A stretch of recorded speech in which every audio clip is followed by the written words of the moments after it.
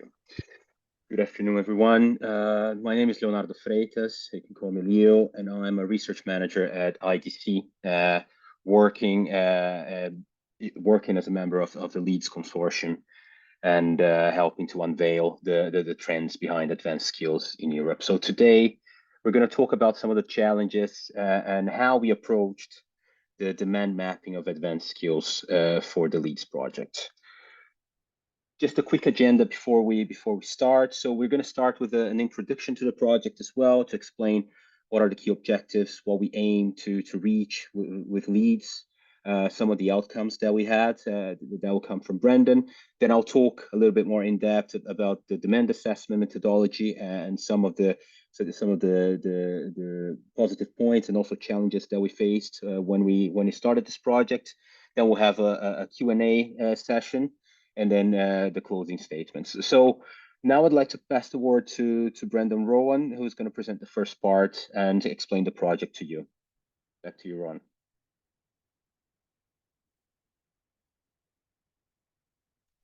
Great, thank you very much, Leo, and thank you to the colleagues from Martel who've organised this webinar today, and really looking forward to sharing with you all how it is that we as LEADS are operating, and also what is that we're about as a project. So LEADS stands for Leading Europe's Advanced Digital Skills, and I'm the coordinator and come from the company called BluSpecs. We are looking forward to really supporting the adoption of advanced digital technologies. Now, LEADS is part of the digital program. One of the key guiding frameworks within which we operate is actually something called the Digital Decade, that belongs to really where we want to be within Europe by 2030, and giving us those targets in that way. And as you'll see on the left, really the key target that we're looking at is 20 million employed ICT specialists, more graduates, and achieving better gender balance. And that's really the focus that we're working on, because we are part of what is the strategic objective 4 of the digital program. And this is looking at the initiatives that can contribute to increasing Europe's digital talent pool, support bridging that divide, and really kind of improve our capacity as Europeans to be able to build the tech of the future, but also to be using the tech of the future as we go on. As it sticks, we have an issue. We have got a positive trend tracking upwards over the last decade of increasing the number of ICT specialists across Europe, but unless we make a significant change, we're going to be off in the order of between 12 and 10 million specialists. So something needs to change, and that's part of what the projects that form the cluster of the advanced digital skills are. So you'll see there's different types. So there's some that are focused specifically on masters in AI. We've got a set of specialized master's programs, which are 4 years long, that are building masters across borders. We've got 2 rounds. So currently there's 8 in progress, and we expect another 12 to be joining us in the next few months in the second call. And there's also the initiative of the short-term training courses. And these short-term training courses are focusing more on SMEs and being able to provide those skills that are needed within an industry context as well. But what are we? LEADS is something called a coordination support action, and we have a role that is actually twofold. So we have one which is looking at how we can detect the main trends and emerging skills across the technology areas. So these tech areas that Leo will go into later is IoT, cloud, AI, data, security, and quantum. And we're looking at how we can build these demand and supply gaps in education and training, so we can better inform how the Commission and also how industry and education and training providers are able to actually develop those new courses, employ new practices, and really give those insights to create that nice ecosystem between education and training and companies, and support the impact of all those projects that I showed you before in the past. We have 9 members of the consortium. So we've got BluSpecs, we're coordinating from our point of view. From the universities, we've got the Southern Denmark University, the Technical University of Madrid, and Trinity College Dublin. We have our colleagues from IDC providing market forecast. We have our colleagues from Maggioli, who are specialists within the training environment. And we have Martel, who lead in the areas of portfolio engagement and also in comms and communication. And we're supported by the Alliance for Internet of Things and Edge Computing Innovation and the Big Data Valley Association to provide reach into that ecosystem from that point of view. And really where we are is we've finished our data collection, and that's the point of today's webinar, is to kind of share backwards about how we did it, and share our learnings and experiences for the rest of the community. And we're really focusing in now on what we call the education and training workshops. So building out those guidelines that are going to be able to be delivering the change that needs to happen within the ecosystem. And what can you find? Well, we've got data on what is the relative increase in demand of the skills pockets. Leo will go into detail about how this is collected, but you can find this on our website through our dashboard and also through our areas there. You can expect predictions that we've made on how many people with the skills, or sorry, how many skilled professionals will be needed in this area. So we can expect between 3.5 and 13 million will need different skills, and there's a mix and match between the different types of tech skills areas there. We've even explored how tech convergence and edge computing is going to shape the future of skills demands, and especially within different industries and different areas. And also we have a lot of data from talking with industry, so understanding how is it that they are actually addressing this challenge from a practical point of view. How is it that they're looking for different types of skilled individuals? What is the main challenge that they will have, and what is it that they're doing about it themselves as well? So for those of you who want to continue from today and participate in more of the activities that we have ongoing, we have this Thursday at 11 o'clock CET. We have a workshop on vet-oriented reskilling. So we talk a lot about universities, but now we're also going to take the influence onto training providers and look at how we can actually leverage micro-credentials and open online courses to be able to deliver the speed and the agility that we need for Advanced Digital Skills Challenge. On Thursday evening, we'll be in Barcelona as part of the EIT Deep Tech Talent Initiative, which is pledging to train 1 million employees in deep tech, and be looking at how we can collaborate there. And we'll be in Dublin on the 1st of December, looking at how practitioners who are developing the courses of the future will be able to apply and adapt to the challenges that are specific and the needs that we have. And then I think it's actually in January, not December, sorry, that we will have a specific workshop that looks at generative AI and how we can leverage it to actually develop new curricula and build out new, faster cycles that we have. One of the main challenges around advanced digital skills, which is that speed of the tech development versus the capacity to develop those courses and training environments.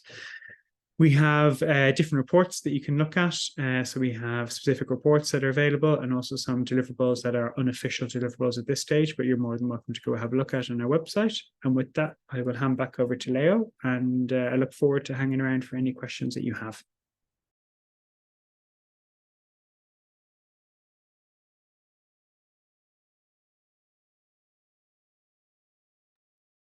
Thanks, Brendan. Just sharing my screen again here. We can start. Perfect. So the aim of today's session is to uncover some of the steps that we took to build the data, especially the demand side of the data that we used for LEADS. And just to further explain, the quantitative side of LEADS, so the data collection side, was mainly split into two key parts. The supply side that you see here on the left-hand side of the screen, where we assessed the current educational landscape to check whether certain topics and skills are being taught across universities, across online courses, across vocational education courses, but also the demand side. So what is the industry demanding in terms of advanced digital skills today, right?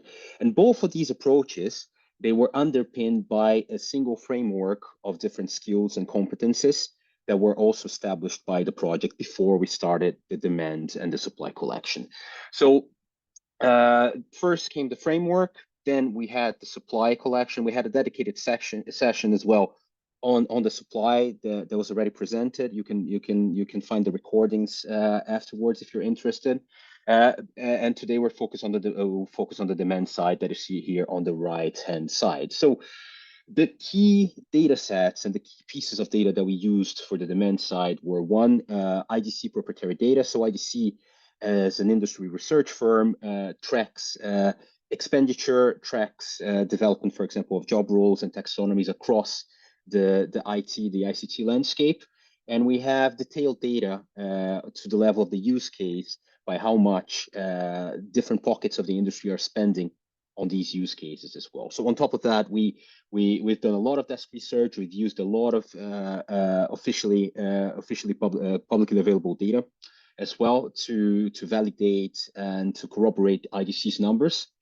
And we also had a primary research component to this project, which was a survey that was rolled out in April with 800 different companies. So the IT department, HR departments of companies across Europe as well, asking them about different trends in, so different, for example, barriers to training, which skills that were most in demand and most difficult to hire, and basically to help us identify the bottlenecks that we were seeing in the hard data from the tracker numbers that we had. So to validate everything, we've also done a number of expert feedback sessions, a number of roundtables. So each of the steps of this project were validated with industry experts, both inside but also outside of the consortium. So we can also confirm later the number of sessions that we had, but I can count more than 10 or 12 just for this part. Right. So the goal here of the demand was to actually establish a forecasting, so to understand what will be the demand for different advanced skills in the next five years. And we also, on top of the baseline model that we created, we also had to work with two additional scenarios. So a challenging scenario and also a high growth scenario. So we could differentiate this baseline estimates, right? So first of all, I want to start talking about the framework and how we've built it. So our framework of skills, which is already published, and you can have full access of the framework on the LEADS website. It consists of 6 different tech areas, being them cloud, cybersecurity, Internet of Things, IoT, business intelligence and data science, quantum computing, and we'll have the list here, and artificial intelligence as well. It's an important one. So from these 6 tech areas, we've identified 30 different skills boxes. So 30 different groups of competences that pertain to these different areas. And within those groups of competences, there is 80 different skills details. So the tasks and the skills on a more granular level. And all of this framework is underpinned by 150 different use cases that the industry is currently working on. So both mature use cases and upcoming use cases are included in this mix. So as IDC, the industry research firm, they do have data and analytics trackers to understand the expenditure of those different use cases. So this was the backbone for us to understand the need for skills that actually support those use cases in the industry. So that mapping process was quite extensive. We spent quite a bit of time understanding what each and every single use case that we use entailed in terms of tasks and in terms of skills. So we could basically correlate the framework that we prepared with what was being spent and what was being used in the industry. Right. So there are a few other complications, let's say, to this framework, because we wanted as much as we could to make it future proof. So it could also be adapted to new technologies and upcoming use cases when the time came. So we had to reach, there was a need for consensus in terms of the use case to the level of what we were tracking. So it could actually be cross-checked as well with other similar studies across the world and across Europe as well. In terms of usability, the goal was to make a advanced skills framework that could be understood and used by the industry as well, since they are the biggest stakeholders in this on top of any policies that will be generated from this project. So we had to use a similar language to what the industry is using to the right level of detail as well. Right, so that also touches on the depth and the variety of skills that we were trying to cover with this project, right? And it was technology driven. So we focus mostly on the technical skills. Obviously, there are a myriad of people skills, soft skills that are also needed behind any technology advancements, but we had to limit the scope to what we had data on as well, hard data to work with, right? Same thing on the job role side. So on top of the spend data that we had on skills, we also cross-checked skills with the job roles that we see in the market, and for that we used a myriad of different job role taxonomies. IDC has its own taxonomy, which is based also on the official taxonomies that we see, for example, on ISCO, ESCO, and the North American ones. So we did a big part of the job was to understand how those job roles as well fit into the skills that we were tracking, right? So we could quantify the project. I want to give you an example here of what we mean by the skills layers that we have in this project as well, when we talk about skills pockets, technologies, and details, right? So on technologies, as I mentioned, the six key areas, but then these 6 key areas were split by different pockets of skills that were then split by sub skills, or it's at the granular level, the skills details here. And on the right-hand side, you can see the example of cybersecurity or security technologies as a technology area. Then in orange as a pocket, in the pocket level. So for example, security analysis skills. And then you have the details within security analysis, vulnerability analysis, breach detection, risk management, and compliance. Each and every single detail and pocket and technology area has a definition that has been published with our first report as well when we established the framework. So you can read the reports and understand what we mean by vulnerability analysis, what we mean by security breach detection. So the definitions are all there. And this is the same with the job role. So we've published as well the job role taxonomy that we used as a backbone for this project. And they're all available on the LEADS website as well for you to use. So the use cases. So as I mentioned before, the project was actually underpinned by a set of different use cases that we are able to track within IDC and quantify in terms of expenditure. And that served as a proxy for which skills, for the growth in demand of certain skills. So this is a definition here of the use cases that we used.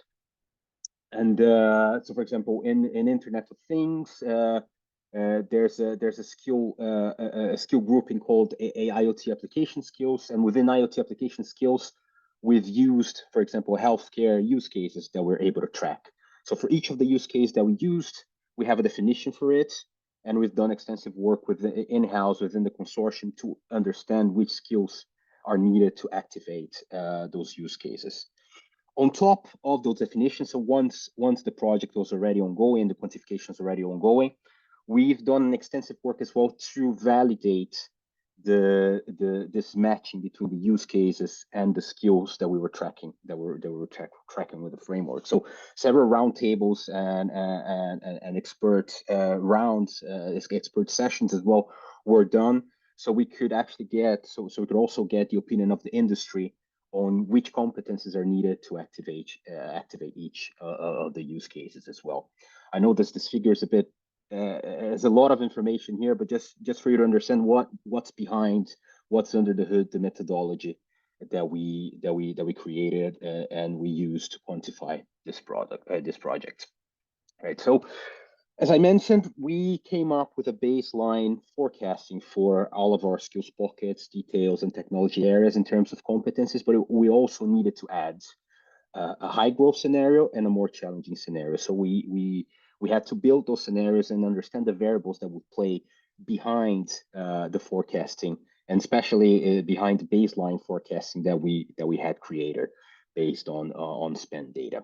Right. So here's just a resume of some of the factors that we looked at as well when we were reshaping the forecast into those 2 different scenarios that we needed to reshape. So there were overarching factors, so macroeconomic factors, ICT spend, GDP, at the context of when we started the project, the Russian war was still within its first year.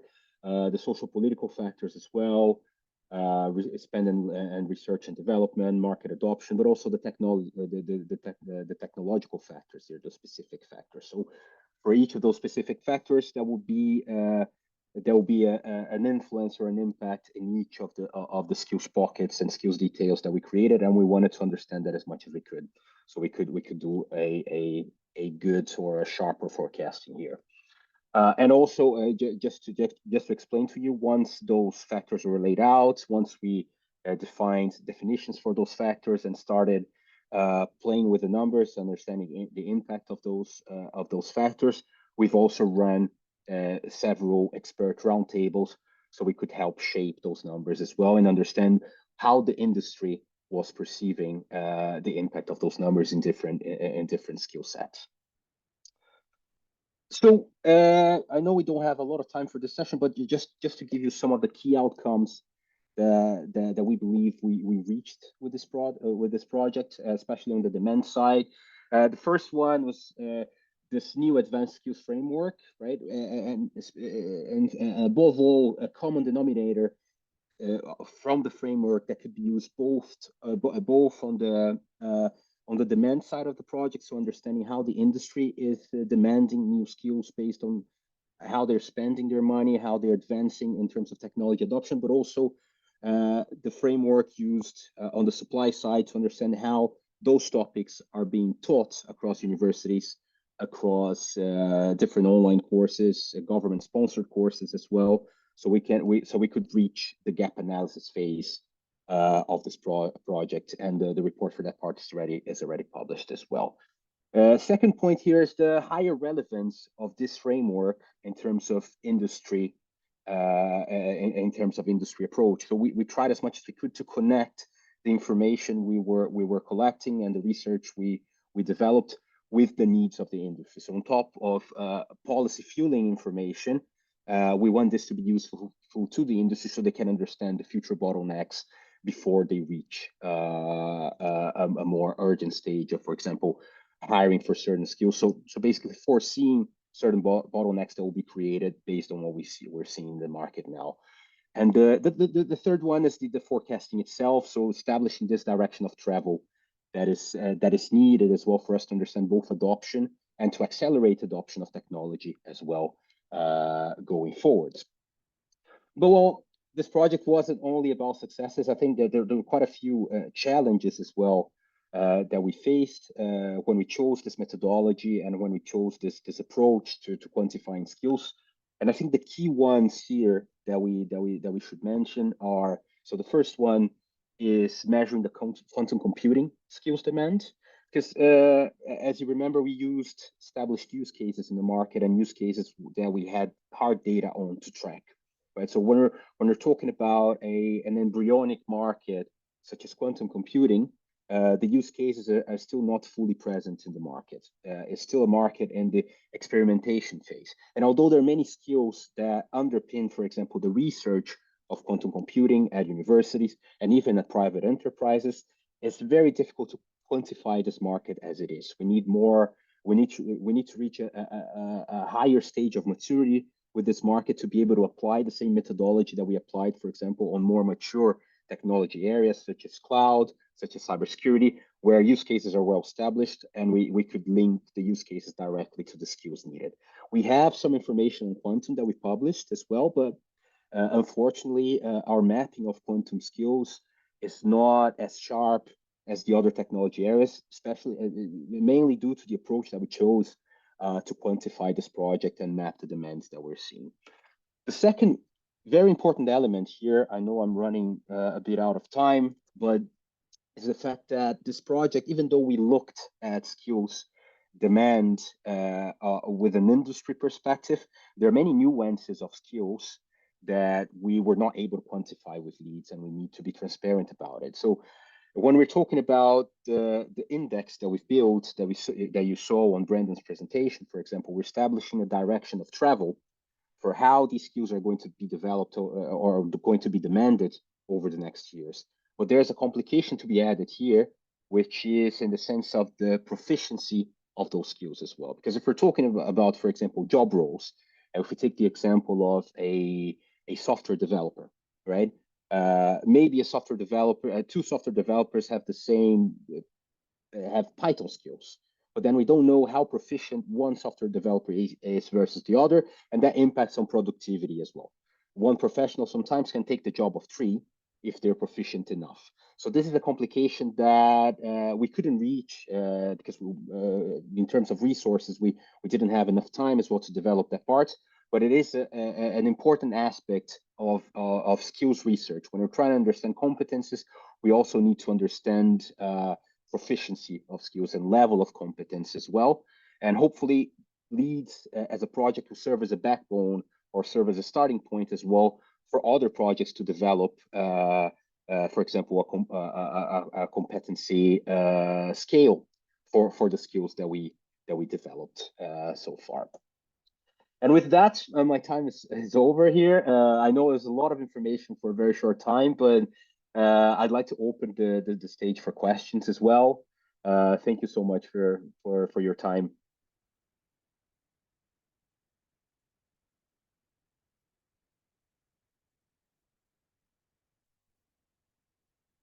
Any questions from the audience?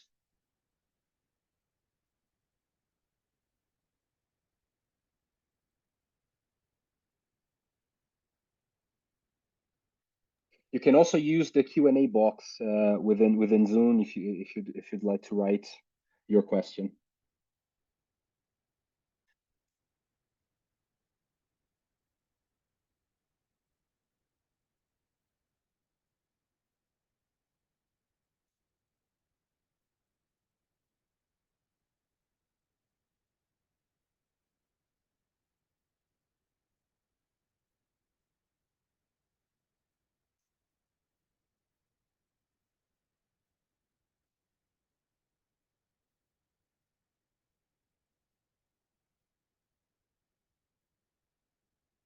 Right. If there are no further questions, I'd like to thank you very much for your time.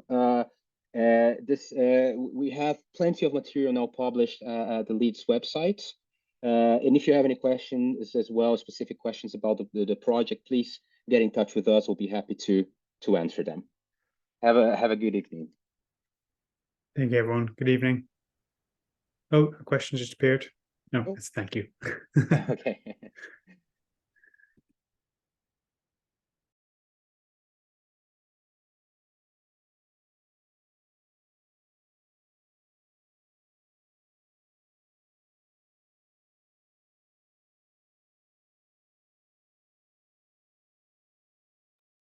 Margot, can you stop the recording? I'm not sure I can do that.